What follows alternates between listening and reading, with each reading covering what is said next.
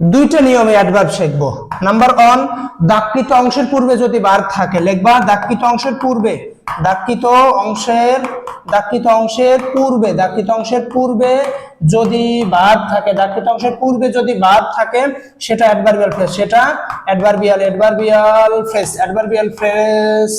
দাগকৃত অংশের পূর্বে যদি ভার্ব থাকে সেটা অ্যাডভার্বিয়াল ফ্রেজ। 2 নাম্বার মনে রাখবা, প্রিপজিশন দ্বারা শুরু এবং নাউন দ্বারা শেষ হলে সেটা অ্যাডভার্বিয়াল ফ্রেজ।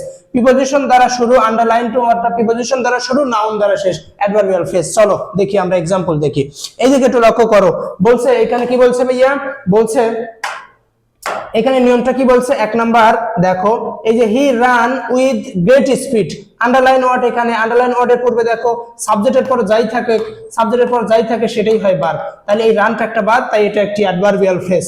তাই এটি একটি কি, এটি একটি adverbial phrase. He worked with all sincerity, underline ওয়ার্ডের পূর্বে ভার্ব আছে, ওয়ার্কড, এটি একটি অ্যাডভার্বিয়াল ফ্রেজ, এটি একটি কি অ্যাডভার্বিয়াল ফ্রেজ। চলো আমরা পরবর্তী এমসিকিউ দেখি। বলছে যে ফাইন্ড আউট আন্ডারলাইন ফ্রেজ বা ওয়ার্ড, বলছে I worked on without any protest, তাই আন্ডারলাইন ওয়ার্ডের পূর্বে একটি ভার্ব আছে, তাই এটি একটি অ্যাডভার্বিয়াল ফ্রেজ। তারপর he is in the room, এই যে প্রিপজিশন দ্বারা শুরু এবং নাউন দ্বারা শেষ হলে এটি একটি অ্যাডভার্বিয়াল ফ্রেজ, এটি একটি কি ভাইয়া, এটি একটি অ্যাডভার্বিয়াল ফ্রেজ। আচ্ছা, তারপরে হি লিভস ইন দা সুবর্ণ অফ ঢাকা, আমরা সেই হিসাবে যদি বলতে পারি, এখানে দেখো এখানে সেই হিসাবে হয় দাগকৃত অংশের পূর্বে ভার্ব আছে, সেটা আমরা অ্যাডভার্বিয়াল ফ্রেজ ধরতে পারি, অথবা প্রিপজিশন দ্বারা শুরু, নাউন দ্বারা শেষ, এটি একটি অ্যাডভার্বিয়াল ফ্রেজ ধরতে পারি।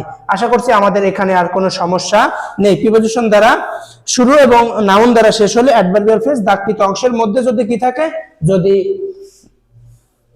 দাগকৃত অংশের পূর্বে যদি ভার্ব থাকে সেটা অ্যাডভার্বিয়াল ফ্রেজ। আচ্ছা চলো আমরা একটু পরবর্তীতে দেখে নেই।